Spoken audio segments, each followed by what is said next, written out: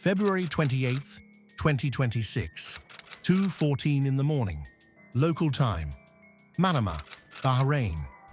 A drone flying on autopilot crossed the Persian Gulf. Small, cheap, launched hours earlier from hundreds of kilometers away and struck the headquarters of the United States Fifth Fleet. It cost its creators roughly $20,000, less than a mid-range car. It crossed some of the most monitored airspace in the world, and it hit its target. The drone was an Iranian Shahed 136. And what happened next is a story that no one predicted, because the weapon that struck that building was about to be used against the people who inspired it in the first place. Before we talk about what America did in response, you need to understand what the Shahed 136 actually is, because it is one of the most strategically influential weapons of the last decade, and most people have never heard of it. A loitering munition is a type of drone that flies to a target area, circles while searching, and then dives into its target like a guided bomb.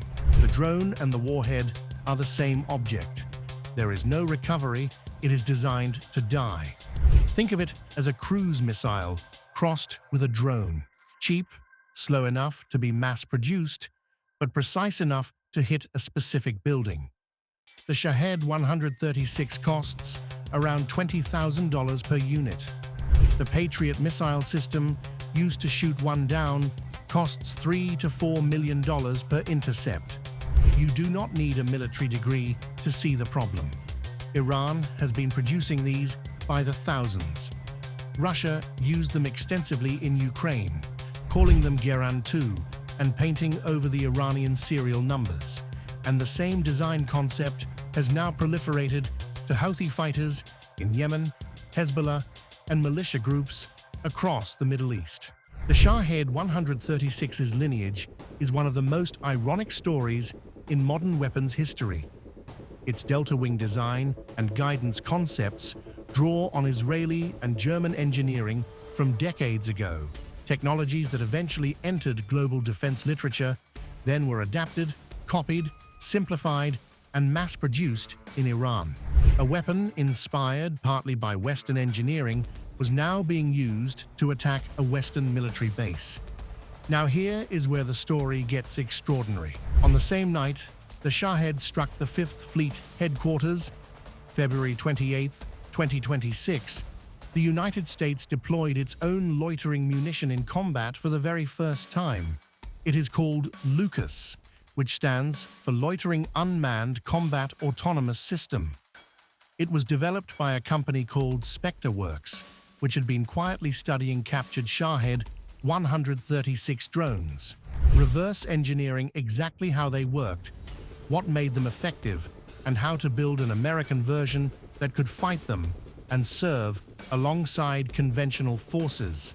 LUCAS costs around $35,000 per unit, more than a Shahed, but still a fraction of conventional munitions.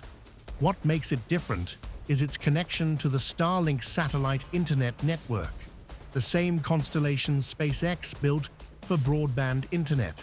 Via Starlink, operators can direct a swarm of LUCAS drones in real time from a safe standoff distance, coordinating their attacks across multiple targets simultaneously. The operation on February 28th was called Epic Fury, conducted by Task Force Scorpion Strike. LUCAS drones struck Iranian-linked targets in response to the Shahed attack on the Fifth Fleet. Navy Captain Tim Hawkins, CENTCOM spokesperson, confirmed the combat debut publicly. Think about the symmetry here for a moment. Iran uses a cheap, mass-produced loitering munition to strike an American base. America responds, on the same night, with its own cheap, mass-produced loitering munition, designed by studying the Iranian weapon. The very concept that was used against the US was immediately turned back around. The attack on the Fifth Fleet exposed a problem the US military has been wrestling with across every recent conflict. How do you shoot down a $20,000 drone without spending millions of dollars doing it? The math simply doesn't work at scale. One answer comes from a company called Perennial Autonomy and their drone, the Bumblebee V2. The concept flips the problem. Instead of firing an expensive missile at a cheap drone, you send another cheap drone to intercept it physically. The Bumblebee V2 is what's called an FPV drone, which stands for First-Person View. The operator sees through a camera that streams live video, the way you would see through virtual reality goggles, and flies it at very high speed. The Bumblebee V2 uses artificial intelligence to autonomously detect, track, and intercept incoming drones, not by firing a weapon at them, but by physically colliding with them. One drone destroys another. The cost ratio suddenly makes sense. In January 2026, Perennial Autonomy received a contract worth $5.2 million for Bumblebee V2 development.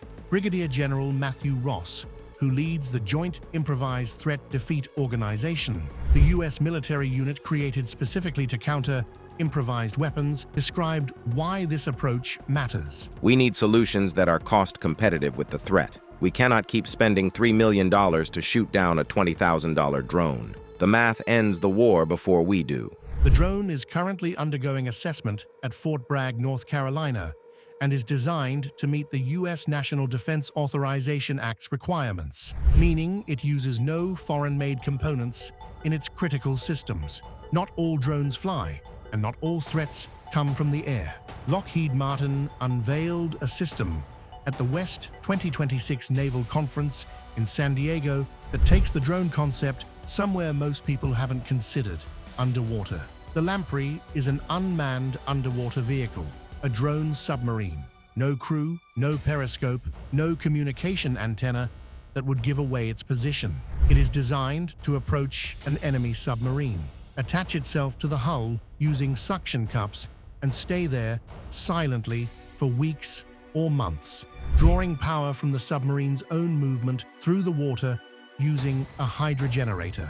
The Lamprey was developed in just 14 months, an extraordinarily fast timeline for a naval weapons system. It comes in two sizes, ranging from 20 to 35 feet long. The internal payload bay, nearly 24 cubic feet of space, can carry torpedoes, small attack drones, sensors, or communications equipment, depending on the mission. The primary strategic theater is the Indo-Pacific, specifically monitoring Chinese submarine movements in and around the Taiwan Strait and South China Sea. The name is deliberate. A lamprey is a parasitic eel-like fish that attaches to larger creatures and feeds from them without being noticed. The weapon works exactly like that: invisible, persistent, patient. The Shahed 136 that struck the 5th Fleet headquarters on February 28th didn't appear from nowhere. It crossed hundreds of kilometers of monitored airspace, and yet it arrived. That question, how does a slow, cheap drone get through, led to an announcement that same week that the US military had achieved a classified improvement in detecting Shahed-class threats in the Persian Gulf earlier in their flight path. The specifics remain classified. What the Pentagon confirmed is that a combination of distributed sensor upgrades and new processing software now gives operators earlier warning of drone launches, more time to respond, more time to redirect intercept assets, more time to make decisions before the drone reaches its target. In an environment where a $20,000 weapon can strike a multi-billion-dollar military headquarters, even 30 extra seconds of warning is the difference between a hit and a miss. Here is a story that doesn't fit the usual defense industry mold. Robinson Helicopter has spent decades building some of the world's most popular light civilian helicopters: small, affordable, reliable. In 2026, the company announced the launch of a dedicated unmanned systems division, applying everything they know about producing efficient rotorcraft to the military drone market. The pitch is straightforward. Robinson knows how to build helicopters cheaply and reliably at scale. The military needs drones that are cheap, reliable, and available at scale. Why wouldn't those two things connect? It is a reminder that the drone revolution is not only happening at defense giants and Silicon Valley startups, it is pulling in manufacturers from across the entire aviation industry, companies that have never worked on weapons before, because the underlying technology of flight is the common foundation. Step back from the individual systems for a moment and look at what 2026 is teaching us collectively. Lesson 1. Cheap beats expensive at scale. The Shahed 136 is not impressive technology. It has a lawnmower engine. It flies slowly. It is detectable, but it costs $20,000. At that price, you can build hundreds for the cost of one conventional missile. When you send hundreds, the math of interception breaks down. Every military in the world is now grappling with this reality. Lesson 2. The drone is both weapon and target. Lucas was built by studying the Shahed. The Bumblebee was built to hunt drones like the Shahed. The Shahed inspired drone programs in at least a dozen countries.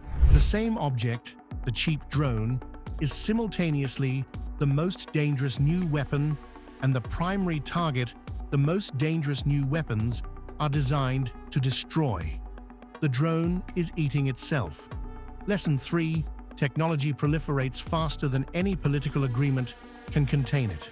The Shahed design concept spread from Iran to Russia to proxy groups across 3 continents in under 5 years. The FPV drone tactics developed in Ukraine's fields are now standard in conflicts on 4 continents. The Lucas concept, reverse engineered from an enemy weapon, is now American military doctrine. Whatever the next innovation is, assume it will be everywhere within 3 years. The drone war of 2026 looks nothing like what science fiction promised us. There are no sleek autonomous fighters dogfighting in orbital space. There is a $20,000 Iranian drone hitting the US Navy's Persian Gulf headquarters at 2 in the morning. There is an American loitering munition built by reverse engineering that same Iranian drone striking back the same night. There is a drone the size of a watermelon trying to physically intercept another drone before it reaches its target. This is the real shape of modern warfare. It is unglamorous, economically brutal, and technologically accessible to actors that no conventional military doctrine prepared for. And it is accelerating. The AI fighter drones in part 1 of this series represent the high end, the premium, the cutting edge. What you just watched is the other end of the spectrum. And in actual combat, right now, the cheap end is winning just as often. If this changed how you see the drone war, comment the word SWARM below. Subscribe to Aviation Tech. We cover military technology from every country in the world. No propaganda, just analysis. Part 1 of this series, the AI fighter drones, the CCA program, and America's autonomous wingmen, is linked at the end of this video. Hit subscribe and the notification bell, and we will see you in the next one.